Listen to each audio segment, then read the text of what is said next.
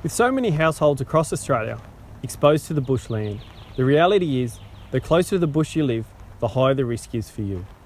The family in this video faced a bushfire in 2013.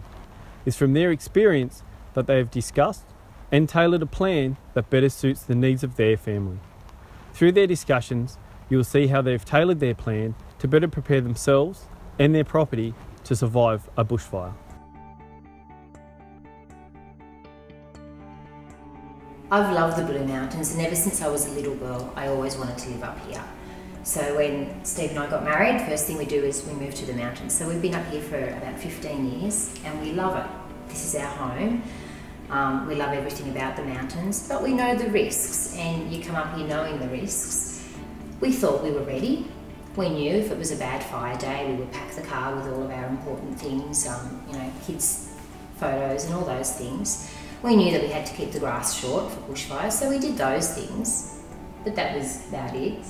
And it wasn't till you have burning embers in your hair and you have to have your children in the clothes to protect them from the smoke and the debris that you realise, okay, this is the deep understanding I didn't have. We've made some big changes and we get it now. We get what has to be done. I mean, fire is very inconvenient. A bushfire doesn't happen when you're ready. And this was in the middle of the week.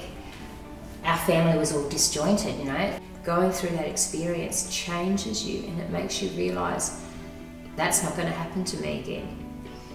We're going to be ready, and we built this place and we are absolutely ready.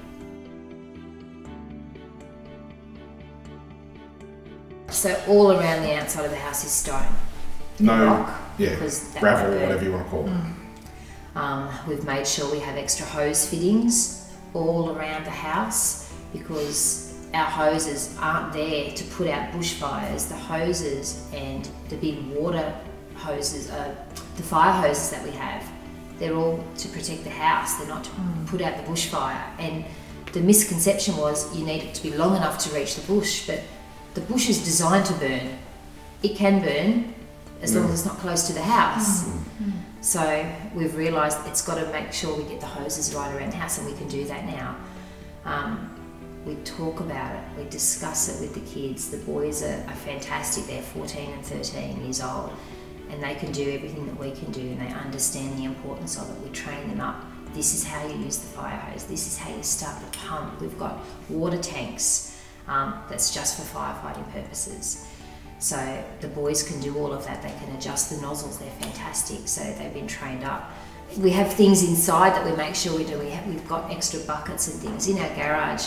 We make sure that we've got a special cupboard designated for bushfire. So we have buckets, we have just masks that you buy for $1.50 from Bunnings, because when we were in that particular situation in 2013, it was hard to breathe. There's a specific type of seal to stop the air as best as it can, but it locks down when the door shuts, you know what I mean? You can get all those things so easily. We don't have special fire gear, we just have long sleeve cotton clothes that we have in that cupboard. Things that we can find around the house that we know are going to look after us. We have special jobs to do, and we talk about it all the time. We practice once a month. We do the gutters once a month, and we practice setting up the fire pump. And so we have drills, almost like a fire drill.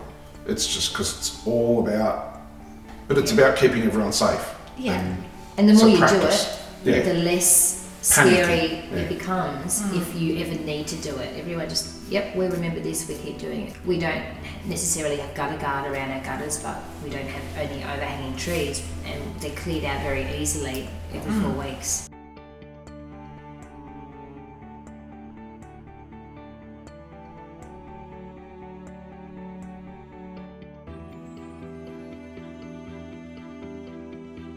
We've got a list of jobs that everyone has to do. Everyone's got specific jobs they've got to do. Lisa and Charlotte, their jobs, it basically is to fill up all the bathtubs, the laundry tub, the kitchen sink, and put towels in them. Things like doormats and things we bring in.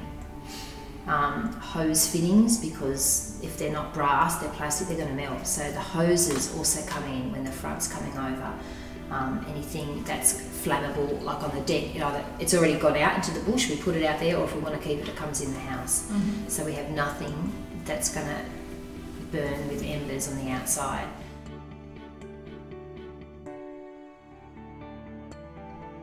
It's just because you did a plan this year, you got to do another one next year. You got to re-talk about it, rethink about it, because something new happens. Or you talk to other people and they've experienced something else. So, okay, that's a great idea. I'm going to use that for my family. Yeah. It's just because you did it once doesn't mean it's done. You got to do it over and over and think about it and talk about it with everybody. It's, I don't know. It's good to let your neighbours know what your plans are as well and know what they're doing, because you don't know if they're going to be home. We were very lucky at Yellow Rock because it was one of the neighbours' sons who came to actually help them also put out some fires around where our rabbit was. So, you've got to know what your neighbours are doing as well.